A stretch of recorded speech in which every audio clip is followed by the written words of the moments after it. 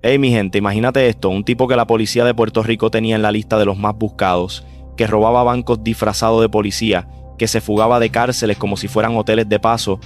y que hasta en una prisión federal de máxima seguridad en Estados Unidos seguían planeando rescatarlo a tiros y granadas. Este no es un personaje de película, esto pasó de verdad en nuestra isla. Hoy te voy a contar la historia completa de Tomás Trampa, uno de los criminales más escurridizos y legendarios que ha tenido Puerto Rico. Prepárate, porque lo que viene es una montaña rusa de atracos, fugas espectaculares, traiciones y un final que todavía deja a muchos hablando bajito en las calles. Si te gustan las historias de la calle de verdad, quédate conmigo hasta el final, porque esto no lo cuentas todos los días. Acabamos de arrancar con esta historia loca de Tomás Trampa que te va a dejar pegado a la pantalla.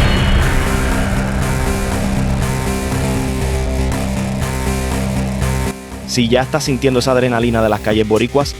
dale like ahora mismo para que YouTube sepa que esto es fuego y lo recomiende a más panas como tú. Y dime rápido en los comentarios, ¿desde dónde nos estás viendo hoy? ¿Desde la isla o más lejos? Quiero saber de dónde viene mi corillo fiel. Los orígenes de la leyenda. Todo arranca en los años 70 y 80, cuando el sistema penal boricua estaba al rojo vivo, con brechas que tipos listos como Tomás Trampa aprovechaban al máximo. Tomás Hernández Santos, nacido en el barrio Río Cañas de Caguas, Puerto Rico, se ganó el apodo de Trampa porque era un maestro del truco, un buscón de la calle que nadie descifraba. Desde chamaco ya se movía con un instinto afilado, sumergiéndose en lo oscuro, robos, amenazas y hasta asesinatos, como decían los informes de la época. No era solo lo que hacía, sino cómo lo hacía. Era rápido, astuto y tenía esa paciencia rara en la calle para observar antes de atacar. Imagínate velando a una víctima por días, estudiando rutinas, sabiendo exactamente cuándo entrar a una casa para robar todo lo valioso y salir sin dejar rastro, dejando a la policía rascándose la cabeza. Hablamos de home invasions sucias, donde se metía a residencias con gente adentro, algo que en la calle se ve como lo peor, porque robar a una compañía multimillonaria es una cosa, eso tiene seguro y no duele tanto, pero invadir el hogar de una persona común, papi, eso es directo y bajo, te hace perder la confianza en cualquiera. Tomás era de esos que conoces en La Búsqueda, tramposos que siempre están un paso adelante, como un sicario boricua que actuaba entre 1970 y 1980. Cobró notoriedad a mediados de 1980, con 29 años, natural de Río Cañas, y ya para entonces el Cuerpo de Investigaciones Criminales lo sospechaba de ser parte de un grupo que robaba bancos. Era una época donde el crimen era gloria para algunos, con conexiones en prisión que te cambiaban, entrabas por fraude y salías sabiendo cocinar drogas o estampar cajones, aunque también podías estudiar y salir con un degree si querías redimirte. Tomás coincidió con figuras como Antonio García López, alias El Jíbaro, y se decía que compartió galería con Toño Bicicleta, formando un círculo cerrado de mentes criminales que ponían en tensión todo el sistema carcelario. El gran palo de los diamantes. Ahí es donde la cosa se pone bien interesante, mi gente, porque el golpe que realmente lo catapultó a la fama criminal fue en junio de 1980, cuando Tomás,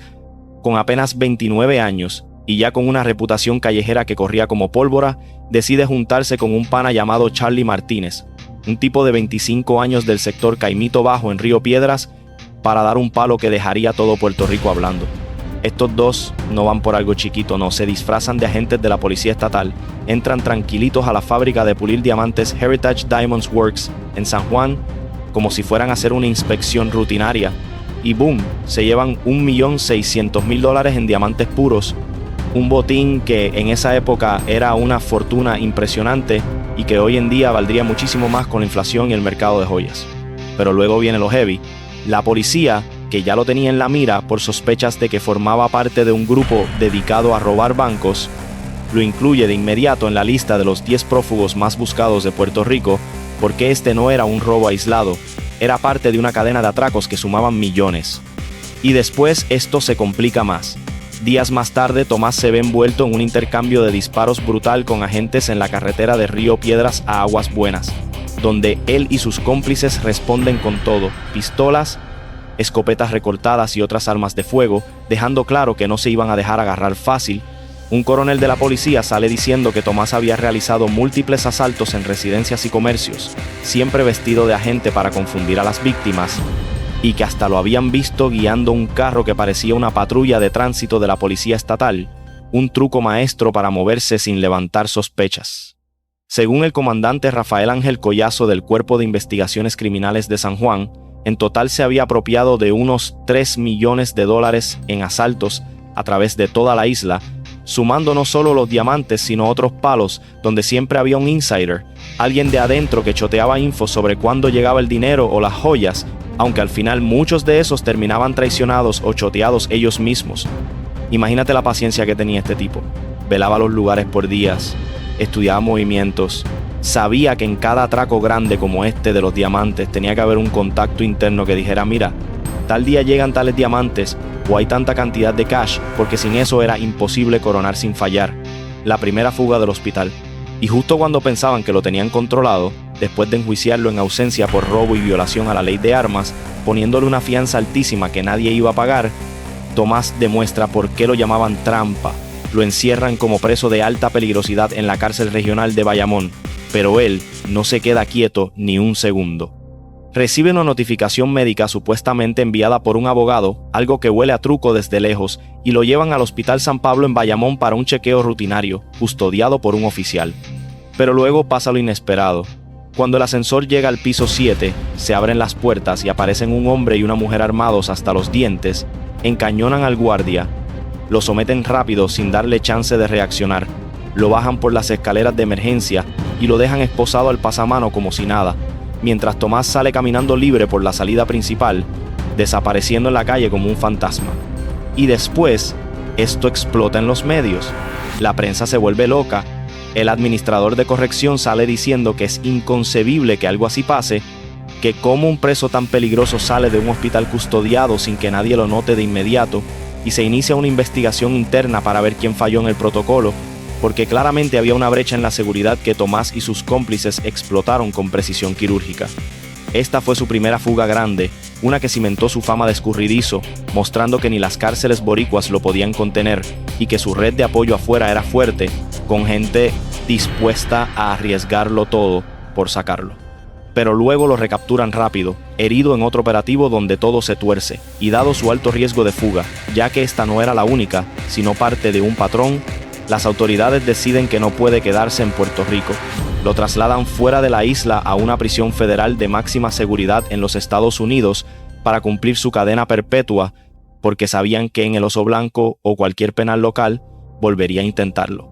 Imagínate el nivel de planificación. Fingir una enfermedad o usar un abogado para forzar el traslado al hospital, coordinar con cómplices que irrumpan justo en el momento preciso, someter al custodia sin matar a nadie para no escalar más la cosa y escapar sin dejar rastro inmediato. Esto no era suerte, era paciencia y astucia callejera, el mismo instinto que usaba en sus atracos, donde observaba por días antes de golpear y que lo diferenciaba de otros criminales que actuaban impulsivos.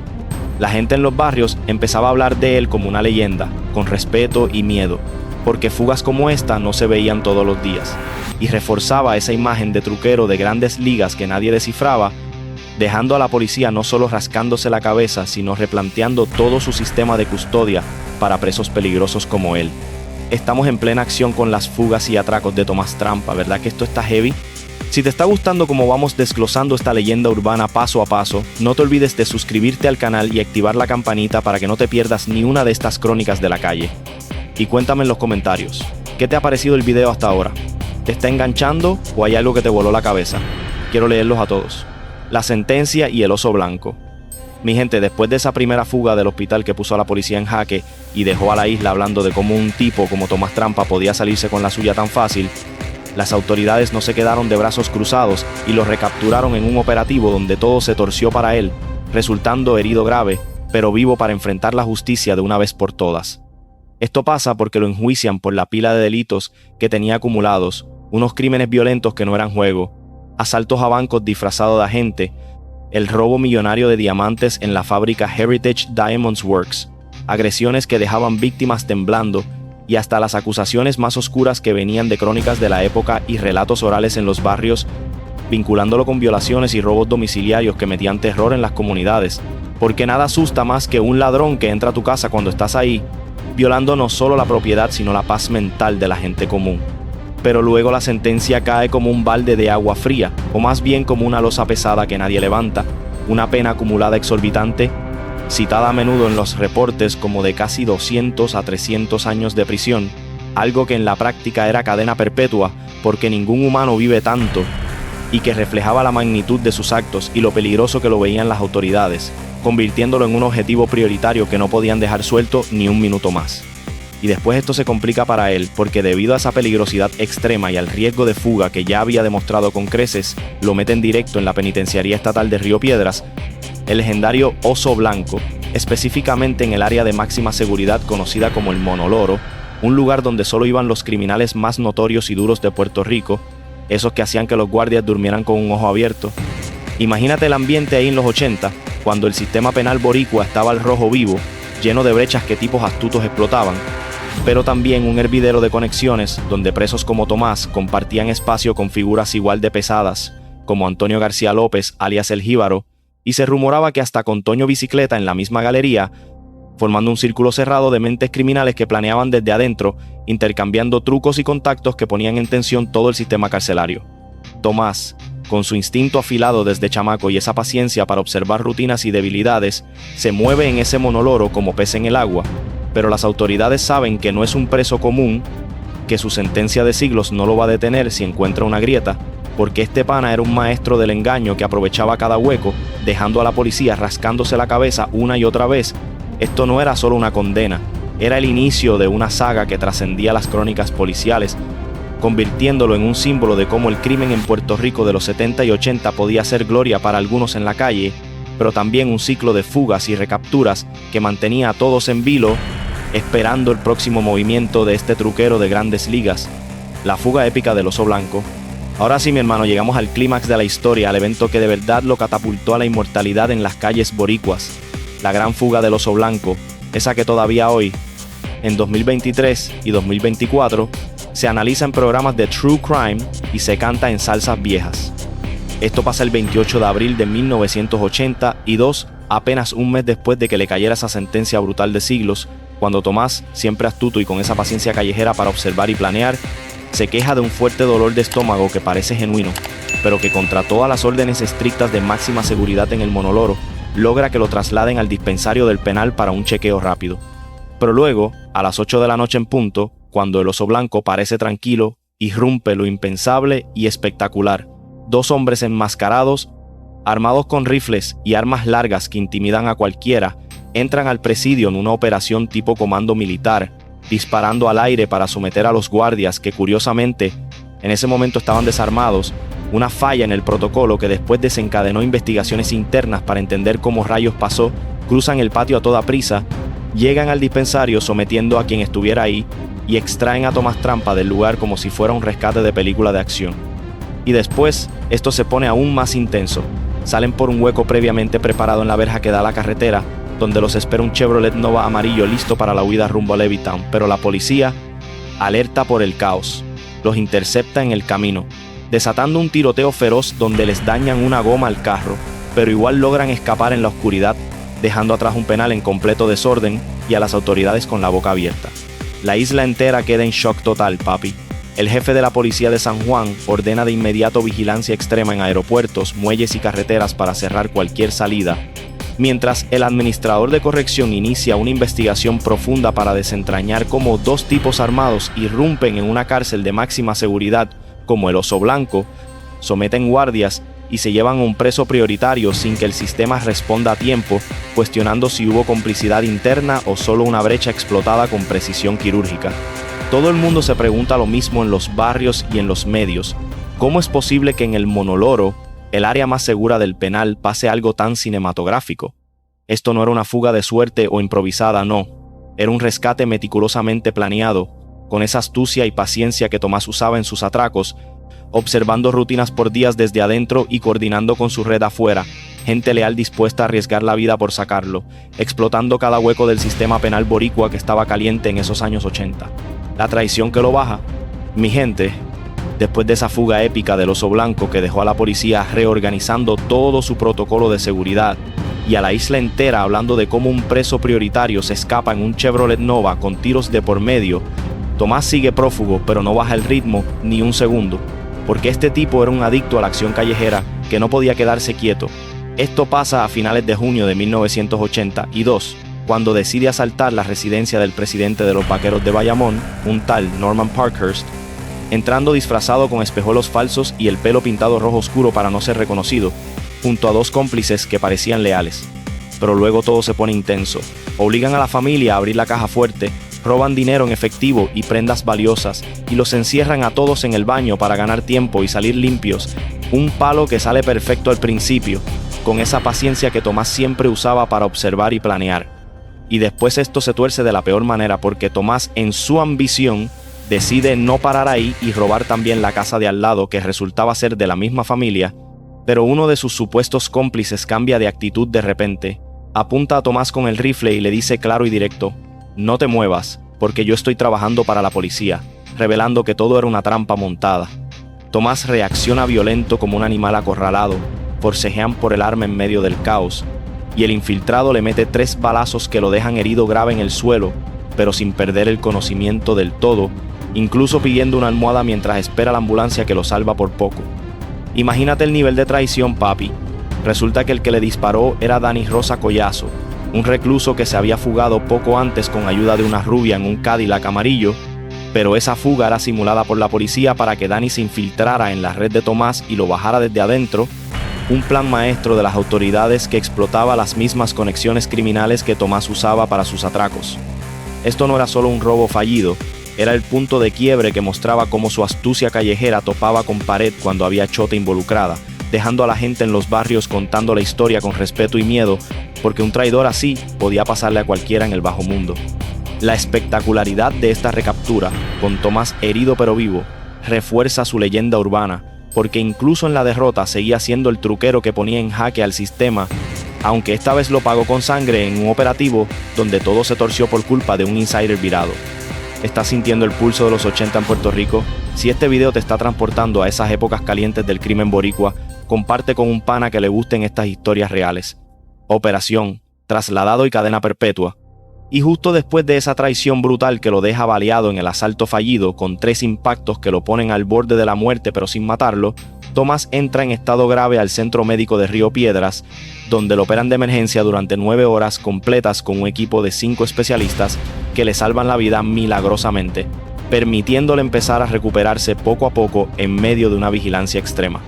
Pero luego las autoridades, sabiendo que este pana es un riesgo de fuga andante y que no pueden dejarlo en Puerto Rico ni un día más, deciden actuar rápido. El 7 de julio de 1982, aún sin estar totalmente sano y contra recomendaciones médicas, lo sacan de madrugada del hospital en silla de ruedas. Lo llevan directo al aeropuerto Luis Muñoz Marín bajo custodia pesada. Y después esto se pone como una escena de película de espías. Lo suben por la escalera al avión de Eastern Airlines antes que los demás pasajeros, sentándolo en primera clase para aislarlo, pero se corre la voz entre la gente en el vuelo y algunos pasajeros se alarman tanto que no quieren despegar, creando un revuelo que casi cancela el viaje, aunque al final el avión sale a las 7:15 de la mañana rumbo a Estados Unidos sin más drama. Imagínate el nivel de precaución, mi gente. Lo encierran en la prisión federal de Marion, Illinois, una de las cárceles de máxima seguridad más duras del país,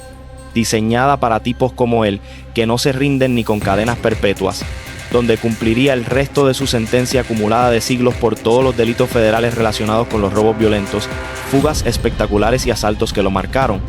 Esto no era solo un traslado, era el fin de una era para Tomás en la isla, explotando su alto riesgo de fuga que ya había demostrado con el Oso Blanco y el hospital, y dejando a las autoridades boricuas respirando aliviadas porque ahora era problema federal.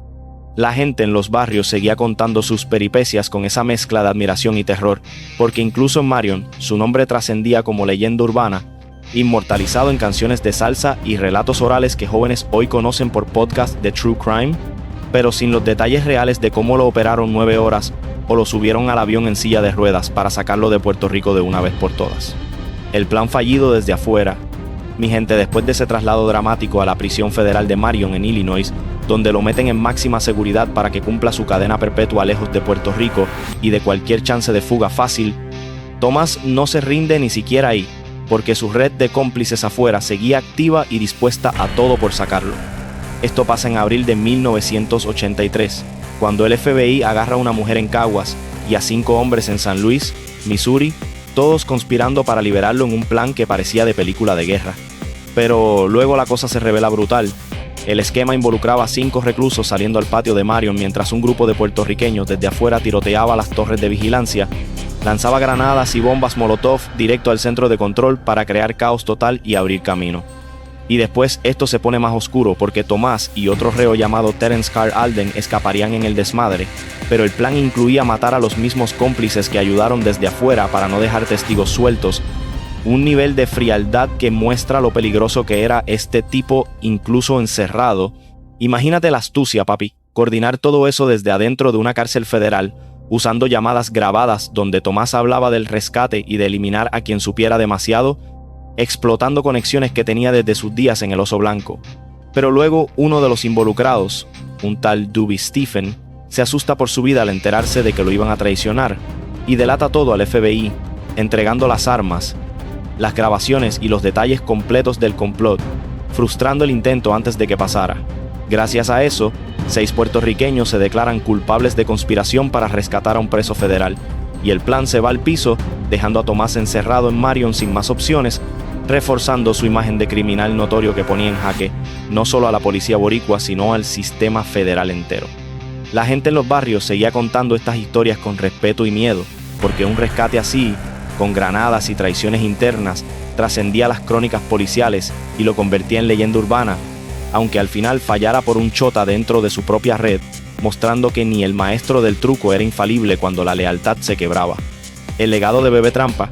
Y la sangre trampa no se detiene con el padre, mi gente, porque su influencia en el bajo mundo se extiende directo a su familia, con su hijo Lester Tomás Hernández Catalán, conocido en las calles como Bebé Trampa, heredando no solo el apodo sino toda la vida delictiva que lo marcó como un gatillero y prófugo notorio, siguiendo los pasos del viejo en los 90. Esto pasa porque Bebé, al igual que Tomás, se mete en lo pesado desde joven, actuando como un pistolero pagado que iba con todo contra enemigos, participando en masacres como la de 1992 donde 4 jóvenes murieron por orden de Mario Lorejón, un socio de peso en el bajo mundo, y acumulando fugas que lo hacían parecer un mago de las cárceles igual que su papá. Pero luego la cosa se complica para él. Con solo 23 años, ya se había escapado 4 veces de prisión entre 1990 y 3 y 1998, la última de una casa de seguridad donde explota una verja de hierro, verifica por teléfono que no haya guardias cerca de la puerta principal, aprieta un botón y sale como si nada, todo porque no se sentía protegido en el programa de testigos después de delatar a más de 20 personas en líneas de investigación que llevaron a decomisos y arrestos. Y después esto lo pone en la mira, porque como colaborador de justicia se convierte en objetivo de venganza de sus ex socios, que lo amenazan de muerte por chotear en la masacre y otros crímenes, llevándolo a negociar su entrega en televisión nacional a cambio de protección de identidad y traslado fuera de Puerto Rico a Estados Unidos, temiendo por su vida en medio de guerras de bandos rivales que lo tenían paranoico. Imagínate el drama, papi. Bebe, heredero del legado de Fugas y Trucos, entra al programa de protección, pero en 1996 reportan problemas de confidencialidad, con diarios revelando que mandaban a testigos a Florida, haciendo que traficantes y asesinos como él se volvieran blancos fáciles. Pero luego lo capturan 6 días después de su última fuga en Humacao, en la casa de su novia de siempre, Luz Rodríguez, quien también era testigo protegida,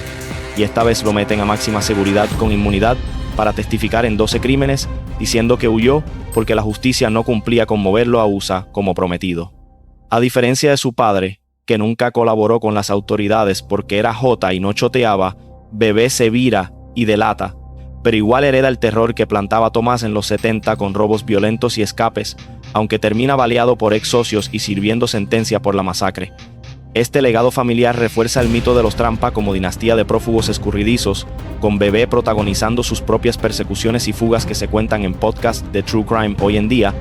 donde jóvenes conocen el nombre por la canción de salsa o historias de padres, pero no los detalles reales de cómo el hijo se convirtió en un capo conocido y respetado en el bajo mundo, superando admiración familiar pero cayendo en la vanidad que lo ciega, con enemigos buscándolo para matarlo por ser colaborador.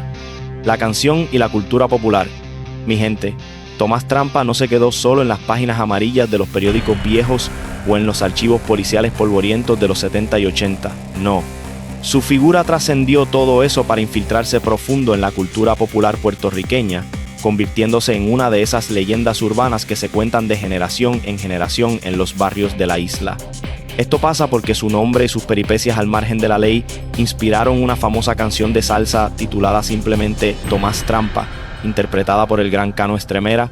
quien formaba parte de la orquesta de Bobby Valentín en esa época dorada de la salsa boricua. Pero luego la canción cobra vida propia, narrando con ese estilo de crónica urbana típico de la salsa ochentera las aventuras de un personaje que vive trampeando el sistema, con fugas espectaculares y robos audaces que inmortalizan el apodo para siempre, haciendo que suene en fiestas, radios y hasta en playlists modernas donde la gente baila sin saber del todo la historia real detrás.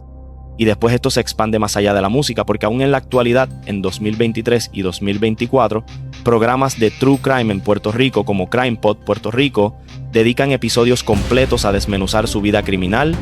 analizando desde los asaltos violentos y robos de diamantes hasta las acusaciones de violaciones y las fugas que lo marcaron, todo porque muchos jóvenes hoy en día conocen el nombre Tomás Trampa por esa canción pegajosa o por las historias que contaban sus padres y abuelos alrededor de la mesa, pero desconocen los detalles reales de sus crímenes, como el rescate comando en el Oso Blanco o la traición que lo bajó herido. Imagínate el impacto, papi, un criminal notorio que pasa de ser prófugo prioritario a ícono cultural, con su legado extendiéndose a su hijo Bebé Trampa y sus propias fugas, reforzando esa imagen de familia escurridiza que pone en jaque a las autoridades, dejando a la gente en los barrios hablando con respeto y miedo, porque en las calles viejas de la isla todavía hay quien recuerda sus hazañas como si fueran ayer, aunque el tiempo las haya convertido en mitos que se reviven en podcasts y salsas que no mueren. Esto no es solo fama criminal, es como un tipo del barrio Río Cañas de Caguas se vuelve parte del folclore boricua, trascendiendo la crónica policial para vivir en la memoria colectiva, con jóvenes preguntándose por los detalles que no saben, impulsando más episodios en medios donde se destapan las verdades detrás de la leyenda. Y así culmina la crónica de Tomás Trampa, uno de los bandidos más escurridizos y legendarios que ha surgido de las calles de Puerto Rico, con una vida marcada por atracos audaces, fugas cinematográficas que pusieron en jaque al sistema penal, traiciones que lo bajaron herido y un legado que se extiende a su hijo Bebé Trampa con sus propias peripecias en el bajo mundo, todo inmortalizado en canciones de salsa y episodios de True Crime que mantienen viva su memoria en la isla. Apreciamos sinceramente que haya acompañado esta narración hasta su conclusión, explorando los detalles de una figura que trascendió la mera crónica policial para convertirse en parte del folclore cultural puertorriqueño. Si te gustó el video, suscríbete al canal para recibir notificaciones de futuras entregas similares que continuarán desentrañando historias de la calle con precisión y profundidad. Ahora sí, déjame saber en los comentarios qué te ha parecido el video completo, te impactó algún momento en especial y lo más importante, qué te gustaría ver en la próxima entrega. Otro criminal clásico, una masacre famosa o algo del narco moderno, sus sugerencias mandan aquí, mi gente. Hasta el siguiente video, donde seguiremos revelando las verdades ocultas de nuestras calles. Cuídese y manténgase conectado. Bendiciones y nos vemos pronto.